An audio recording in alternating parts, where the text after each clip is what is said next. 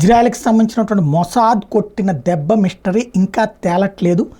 ఏదైతే హెజ్బుల్లా అట్లాగే సిరియాలో ఉన్నటువంటి హెజ్బుల్లా టోటల్గా హెజ్బుల్లా వాళ్ళకి సంబంధించి లక్ష్యంగా చేసుకున్నటువంటి పేజర్లు పేల్చి 9 మంది మృతి 3000 మంది గాయాలు, వాస్తవంగా 1000 మంది దాకా పోయారని చెప్తున్నారు. అది అధికారికంగా చెప్పట్లేదు.